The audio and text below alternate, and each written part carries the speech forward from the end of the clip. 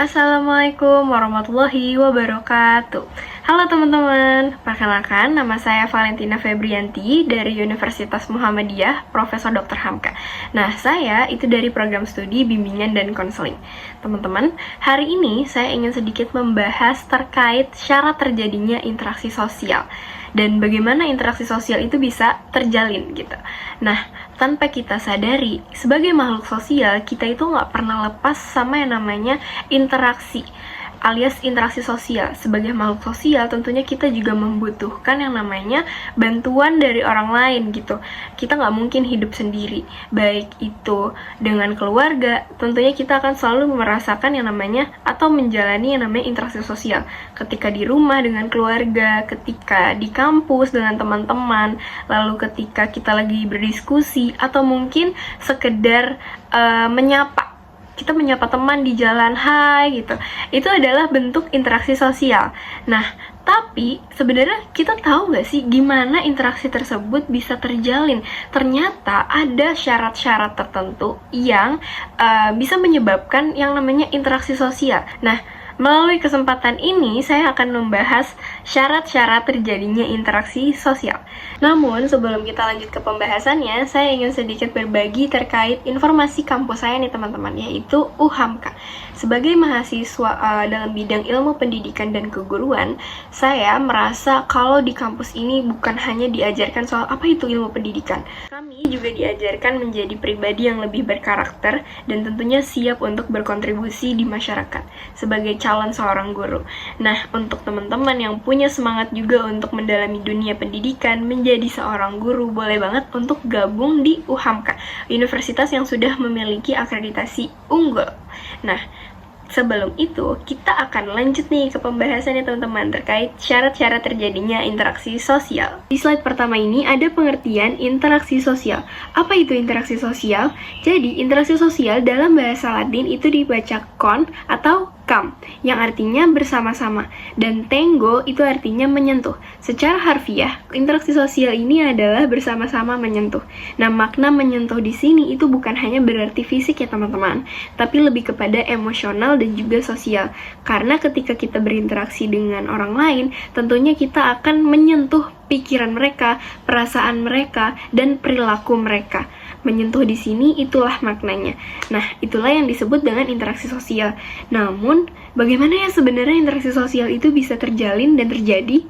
Nah, menurut Surjana Sukanto tahun 2017, ia mengatakan bahwa ada dua syarat terjadinya interaksi sosial.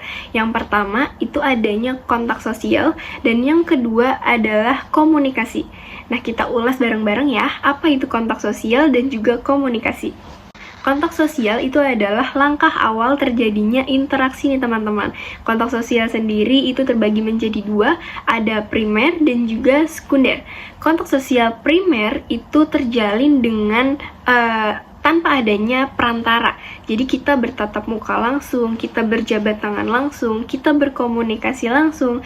Contoh sederhananya seperti kita berbicara dengan orang tua di rumah, seperti itu. Dan yang kedua itu adalah sekunder. Sedangkan kalau kontak sosial sekunder ini itu melibatkan yang namanya pesan perantara, lebih kepada media sosial. Seperti yang kita tahu, zaman sekarang banyak dan sangat memudahkan sekali untuk kita berkomunikasi dengan orang dimanapun mereka berada gitu. Bahkan ketika kita contohnya kita di Jakarta, tapi ada saudara kita mungkin yang di kampung ingin berkomunikasi, sangat memudahkan. Zaman sekarang sudah ada WhatsApp, ada telepon, lalu ada Instagram dan sebagainya. Nah, itulah yang disebut dengan kontak sosial sekunder. Berikutnya adalah komunikasi. Apa itu komunikasi? Teman-teman pasti udah nggak asing dengan kata komunikasi. Komunikasi itu adalah pesan awal yang disampaikan dari satu pihak ke pihak lainnya lagi dengan tujuan tertentu. Nah, dalam komunikasi itu terdapat 5 bagian nih teman-teman. 5 bagian itu yang pertama itu adalah komunikator. Komunikator adalah orang yang menyampaikan pesan. Contohnya seperti saya sekarang ini. Saya di sini sebagai komunikator yang menyampaikan pesan kepada teman-teman semua yang sedang menonton dengan tujuan untuk mendapatkan informasi baru terkait apa apa itu interaksi sosial, lalu apa dan bagaimana interaksi sosial itu bisa terjadi. Yang kedua adalah komunikan. Komunikan adalah orang yang menerima pesan. Contohnya seperti teman-teman sekarang yang menerima pesan dari saya sebagai komunikator. Nah, yang ketiga adalah pesan. Tentunya dalam komunikasi yang sekarang sedang kita lakukan, komunikasi ini termasuk kontak sosial sekunder, yaitu melalui media sosial. Pastinya ada yang namanya pesan yang teman-teman dapat, pesan atau ilmu atau informasi yang teman-teman dapat dari komunikasi ini. Nah, itulah yang disebut pesan maupun nonverbal ataupun verbal.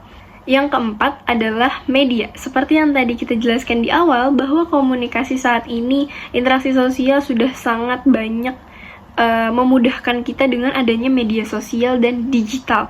Nah, kita bisa berkomunikasi dengan siapapun dengan media, dengan saluran komunikasi yang memang sudah banyak sekali, ada fitur WhatsApp, TikTok, Instagram, dan sebagainya. Nah, teman-teman, yang terakhir dari komunikasi tentunya ada efek. Dari pesan yang disampaikan, dari komunikasi yang disampaikan, pasti ada efek atau perubahan yang dirasakan. Baik itu mungkin terlihat dari sikap, dari pengetahuan, dan sebagainya. Contohnya, ketika kita komunikasi dengan guru ataupun orang tua. Kalau misalnya dari guru, kita lagi di jam pelajaran, kita mendapat pembelajaran baru, kita mendapat pemahaman baru, tentunya akan ada efek yang kita rasakan. Kita jadi memahami hal-hal baru yang tadinya kita tidak tahu gitu. Begitupun dengan berkomunikasi, contoh sederhananya ketika di rumah dengan orang tua. Ketika orang tua bilang, kamu harus lebih baik lagi besok. Mungkin kamu hari ini ada kesalahan, tapi mama maafkan, kamu harus besok bisa lebih baik lagi dan jangan mengulanginya lagi. Nah, komunikasi sederhana seperti itu saja tentu ada efek yang kita rasakan. Nah, itulah 5 hal yang terdapat atau dirasakan ketika kita melakukan komunikasi. Dari penjelasan tadi, kalau Swekanto itu memandang bahwa ada 2 syarat utama yang bisa menyebabkan terjadinya interaksi sosial dan komunikasi. Yang pertama tadi adalah adanya kontak sosial, yang kedua itu adalah komunikasi. Nah, teman-teman, ternyata pendapat ini itu diperkuat lagi nih oleh Loomis tahun 1950 yang saya kutip dari artikel Ayu Wardani Putri tahun 2018. Nah, di sini Loomis menjelaskan bahwa interaksi sosial itu tidak dapat terjadi jika hanya ada satu orang saja. Tentunya diperlukan yang namanya lawan bicara. Kita harus berbicara, baik itu 2 orang, 3 orang, jadi individu dengan individu, individu dengan kelompok, maupun kelompok dengan kelompok, yang tentunya itu saling berhubungan dan memiliki tujuan yang sama. Nah, yang diwujudkan melalui kontak sosial dan komunikasi. Pendapat ini diperjelas lagi oleh Loomis sebagai bentuk syarat utama komunikasi tentunya atau interaksi sosial itu adalah dengan kontak sosial dan komunikasi. Artinya, interaksi sosial itu bukan hanya tentang terjadinya hubungan aja, tapi itu juga tentang adanya kesadaran dan tujuan bersama di antara pihak-pihak yang sedang terlibat gitu. Kalau kita hanya berkomunikasi tanpa adanya tujuan dan pengertian yang sama, maka interaksi itu tidak akan berjalan dengan baik ataupun efektif. Kesimpulan yang kita dapat dari pembahasan kali ini adalah bahwa interaksi sosial itu tidak dapat terjadi secara spontan, melainkan membutuhkan syarat-syarat tertentu yang syarat-syarat tersebut bisa menjadi dasar agar interaksi sosial tersebut bisa berjalan dengan baik dan efektif. Nah, tadi menurut Swekanto, syarat utama terjadinya interaksi sosial itu dengan kontak sosial dan juga komunikasi. Lalu dipertegas dan diperkuat kembali oleh pendapat Loomis tahun 1950 yang memandang bahwa menegaskan kembali bahwa interaksi itu memang dapat terjadi apabila terdapat 2 orang atau lebih yang saling berhubungan dan memiliki tujuan yang sama. Dengan demikian, interaksi sosial itu adalah proses timbal balik yang disadari dan bertujuan yang menjadi dasar terbentuknya kehidupan sosial kita di masyarakat dan dimanapun. Dari sini kita bisa paham nih teman-teman, baik dari pendapat Swekanto maupun dari Loomis itu mereka menekankan bahwa penting untuk saling memahami. Namun Ngomis di sini menambahkan makna yang lebih luas lagi nih, yaitu bahwa interaksi sosial itu harus memiliki arah dan tujuan yang jelas dan yang sama agar bisa tercapai. Teman-teman, itulah akhir dan kesimpulan yang kita dapat dari pembahasan kali ini terkait cara terjadinya interaksi sosial. Nah, kalau tadi mungkin teman-teman masih belum tahu, ternyata interaksi sosial itu sepenting itu, dan interaksi sosial itu tidak terjadi begitu aja, melainkan ada syarat-syaratnya gitu. Nah, semoga dari informasi yang saya sampaikan ini bisa menjadi dan menambahkan ilmu baru untuk teman-teman semua yang menonton, dan saya di sini sebagai komunikator, mohon maaf apabila ada kesalahan ataupun kekurangan. Kurang lebihnya mohon maaf. Wassalamualaikum warahmatullahi wabarakatuh.